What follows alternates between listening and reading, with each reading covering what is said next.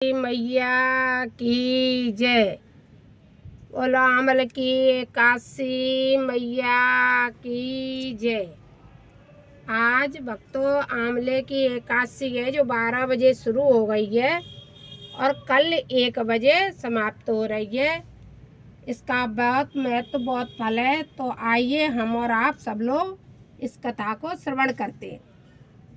भगवान श्री कृष्ण ने कहा कि मैंने विजया एकादशी का माध्यम सुन लिया है। अब आप फागुन के भगवान से युधिष्ठिर ने कहा अब फागुन शुक्ल पक्ष की एकादशी का नाम और माध्यम बताने की कृपा कीजिए। किससे कहा? भगवान कृष्ण से। किसने कहा? युधिष्ठिर ने। भगवान श्री कृष्ण बोले महाभाग धर्मनंदन सुनो, तुम्हें इस समय वह प्रसंग सुनाता हूँ जिसे राजा मानदाता के पूछने पर महात्मा वशिष्ठ से कहा था। फागुन शुक्ल पक्ष की एकादशी का नाम आमल की एकादशी है। जो फागुन की जो आज एकादशी है उसका नाम आमले की एकादशी है। इसका पवित्र व्रत विष्णु लोक की प्राप्ति कराने वाला है। इसका जो भी व्यक्ति यदि व्रत करता है तो उसे विष्णु लोक की प्राप्ति होती है। इसलिए आमल की एकादशी का व्रत अनुष्ठान करना चाहिए। मानदाता ने पूछा द्विश्रेष्ठ यह आमल की कब उत्पन्न हुई थी, मुझे बताइए।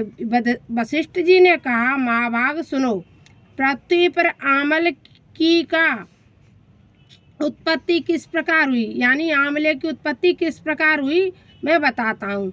वशिष्ठ जी ने कहा तब यह बताता हूँ। आंवल की महान वृक्ष है। यह हम और आप सभी जानते हैं कि आंवला एक वृक्ष है जो सब पापों का नाश करने वाला है। भगवान विष्णु के थूकने पर उत्पन्न उनके मुख से चंद्रमा के समान कांतिमान एक बिंदु प्रकट हुआ। जब भगवान विष्णु ने थूका तो एक उनके थूक से कांतिमान बिंदु उत्पन्न हुआ। वह बिंदु पृथ्वी पर गिरा। उसी से आंवले की यानी आंवले का महान वृक्ष उत्पन्न हुआ। यह सभी वृक्षों का आदिभूत कहलाता है। जो आंवला है सब वृक्षों में आदिभूत कहा जाता है। इसी समय समस्त प्रजा की सृष्टि करने के लिए भगवान ने ब्रह्मा जी को उत्पन्न किया। उन्हीं से इस प्रजाओं की सृष्टि हुई। देवता, दानव, गंधर्व, यक्ष, राक्षस, नाग तथा निर्मल अन्न कर्ण वाले महर्षियों को ब्रह्मा जी ने जन्म दिया। उनमें से देवता ऋषि उस स्थान पर आए जहाँ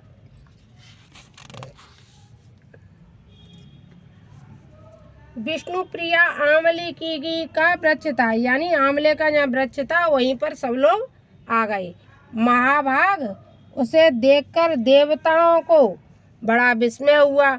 वे एक दूसरे पर दृष्टिपात करते हुए उत्कंठापूर्वक उस वृक्ष की ओर देखने लगे और खड़े खड़े सोचने लगे कि फलक्ष पाकर आदि वृक्ष तो पूर्व कल्प की ही भांति हैं, जो सब हमारे परिचित हैं, किंतु इस वृक्ष को हम नहीं जानते।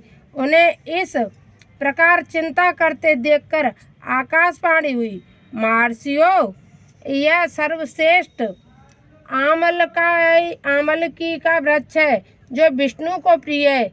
इसके स्मरण मात्र से ही गोदान का फल प्राप्त मिलता है। यदि आपने यह कह दिया आंवले का वृक्ष, उससे ही आपको गोदान का फल प्राप्त हो जाता है। स्पर्श करने से इससे दूना फल। यदि इसको छू लिया आंवले के वृक्ष को आपने प्रतिदिन, तो गोदान से दूना फल प्राप्त हो जाता है। भक्षण करने से तिगुना पुण्य प्राप्त होता है। यदि आपने इसको आज खा लिया तो तिगुना फल प्राप्त हो जाएगा। इसलिए सदा प्रयत्न पूर्वक आंवल की का सेवन करना चाहिए। यह समस्त पापों को हरने वाला वैष्णव वृक्ष का बताया गया है। इसके मूल में विष्णु, इसके ऊपर ब्रह्मा और स्कंद में परमेश्वर भगवान रुद्र, शाखाओं में मुनि, टहनियों में देवता, पत्तों में वसु, फूलों में मरुतगण तथा फलों में समस्त प्रजापति वास करते हैं। आंवले का फल सब देखते हैं। आंवले की सर्वदेवमयी बताई गई है, अतः विष्णु भक्त पुरुषों के लिए यह परम पूज्य।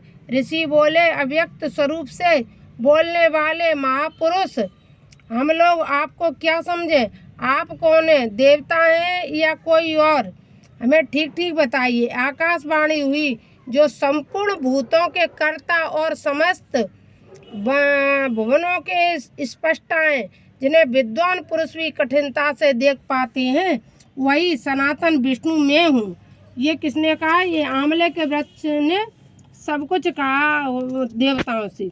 देवादिदेव भगवान विष्णु का कथन सुनकर उन ब्रह्म कुमार महर्षियों के नेत्र आश्चर्य से चकित हो उठे। उन्हें बड़ा विस्मय हुआ। वे आदि अनंत रहित भगवान की स्तुति करने लगे। ऋषि बोले, संपूर्ण भूतों के आत्मभूत आत्मा और परमात्मा को नमस्कार है। अपनी महिमा से कभी अच्युत न होने वाले अच्युत को नित्य प्रणाम है। अंतरहित परमेश्वर को बारंबार प्रणाम है। दामोदर कवि सर्वज्ञ और यज्ञेश्वर को नमस्कार है। मायापते आपको प्रणाम है। आप विश्व के स्वामी हैं, आपको नमस्कार है।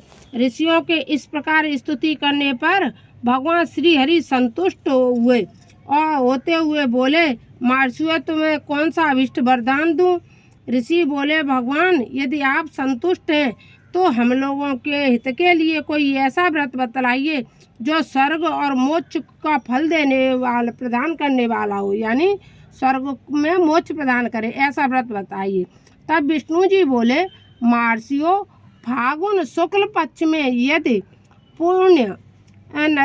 पुष्य नक्षत्र में युक्त द्वादशी हो तो वह महान पुण्य देने वाली और बड़े बड़े पातकों का नाश करने वाली होती है। दुष्वरो, उसमें से जो विशेष कर्तव्य है उसको सुनो।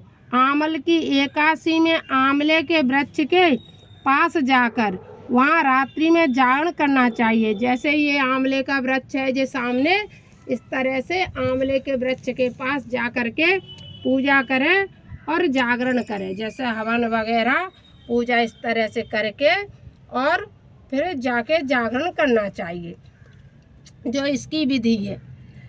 इसमें मनुष्य सब पापों से छूट जाता है। यदि आंवले के पास जा कर के रात्रि में जागरण कर लिया तो सब पापों से छूट जाता है और सहस्त्र गोदानों का फल प्राप्त करता है। और विप्रगण, यह व्रतों में उत्तम व्रत है जिसे मैंने तुम लोगों को बताया है।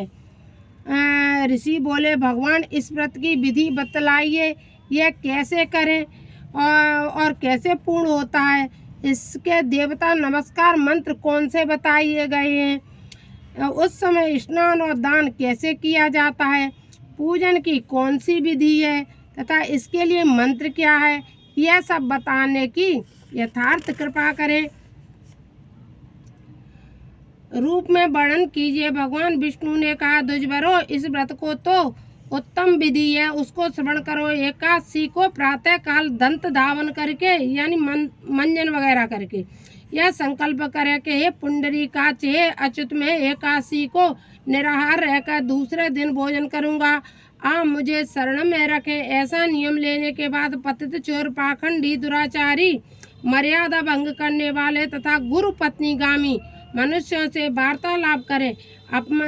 वार्तालाप न करें।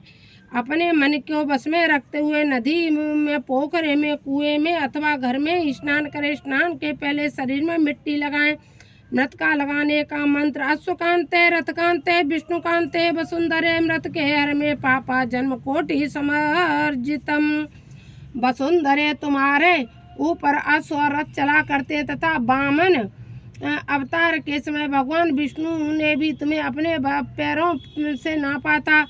मुनि मृत्यु के मैंने करोड़ों जन्मों के पाप किए, मेरे उन सब पापों को हर लो। स्नान मंत्र, त्वं माता सर्वभूतानां जीवात्मं तत्रक्षकं स्वेदा ज्योति जाति नाम रसानां पते नमः।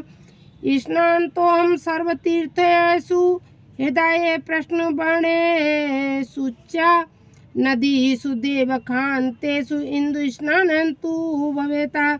जल की अधिष्ठात्री देवी माता तुम संपूर्ण भूतों के लिए जीवन हो, वही जीवन में श्वेतमयी और अद्वितीय जाति के जीवों का भी रक्षक है। तो रसों के सामने तुम्हें नमस्कार है। आज मैं संपूर्ण तीर्थ कुंडों, झरनों, नदियों, देव संबंधी सरोवरों में स्नान कर चुका हूँ।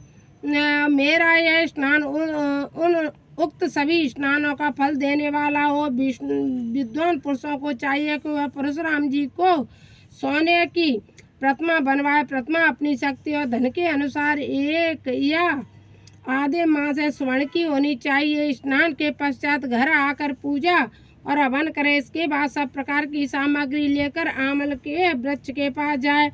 वहाँ वृक्ष के चारों जमीन झाड़ बुहाड़ करके, चारों ओर आमले के चारों ओर जमीन झाड़ बुहाड़ करके इस तरह से शुद्ध पोत कर शुद्ध करे। शुद्ध की हुई भूमि में मंत्र पाठ पूर्वक जल से भरे हुए नवीन कलश की स्थापना करे। नवीन कलश की स्थापना करे। कलश के पंचरत्न और दिव्य गंध आदि छोड़ दे। श्वेत चंदन से उसको चर्चित करे। कंठ में फूल की माला पहनावे। कंठ में फूलों की माला पहनावे। सब प्रकार के धूप की सुगंध फैलाए। जलते हुए दीपक की श्रेणी सजाकर रखे। तत्पश्चात यह है कि सब ओर से सुंदर एवं मनोहर दृश्य उपस्थित करे। पूजा के लिए नवीन छाता, जूता और वस्त्र भी मंगा कर रखे। कलश के ऊपर एक पात्र रखकर उसे दिव्य लाज और खीलों से भर दे। यानी उसमें कुछ, कलश के ऊपर पात्र रखकर उसमें इस तरह से कुछ न कुछ रख दे। फिर उसके ऊपर स्वर्ण में परशुराम जी की स्थापना करे।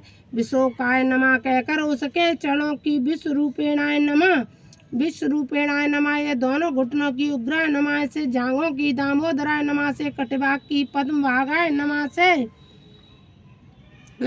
से, उदर की श्री बक्ष धारणो नमः से, बच्च स्थल की चरण के नमः से, बाँ की गादी ने नमः, दाहिनी बाँ की वैकुंठाय नमः, कंठ की यज्ञ मुखाय नमः से, मुख की विशोकाय नमः से, नाभि की वासुदेवाय नमः से, नेत्रों की वामनाय नमः से, ललाट की सर्वाय नमः से, संपूर्ण अंगों तथा मस्तक की पूजा करनी चाहिए। यही पूजा के मंत्र है। तदंतर भक्ति पूर्वक चित्त में शुद्ध फल के द्वारा देवादेव परशुराम को अर्घ प्रदान करे। अर्घ के मंत्र इस प्रकार है। नमस्ते देव देव जगदाहुन, नमोस्तते ग्रहणार्थामिमं दत्त मामलक्यायुतम हरे। देव देवेश्वर जय दग्निनंदन श्री विष्णु स्वरूप परशुराम जी, आपको नमस्कार है। आंवले के फल के साथ दिया हुआ मेरा यह अर्घ्य ग्रहण किए। तदंतर भक्ति युक्त चित्त से जागरण कर नृत्य, संगीत, बाह्य धर्म, उपाख्यान तथा श्री विष्णु संबंधी कथा वार्ता आदि के द्वारा वह रात्रि व्यतीत करे। उसके बाद भगवान विष्णु के नाम लेकर आमलकी का वृक्ष की परिक्रमा 108 बार या 28 बार करे। फिर सवेरा होने पर श्री हरि की आरती करे। ब्राह्मण की पूजा करके वहाँ की सभी सामग्री उसे निवेदन कर दे। परशुराम जी के कलश, 2 वस्त्र, जूता आदि सभी वस्तुएं दान कर दे और यह भावना करे कि परशुराम जी के स्वरूप से भगवान विष्णु मुझ पर प्रसन्न हो। तत्पश्चात आमलकी का स्पर्श करके उसकी प्रदक्षिणा करे और स्नान करने के बाद विधि पूर्वक ब्राह्मणों को भोजन करावे।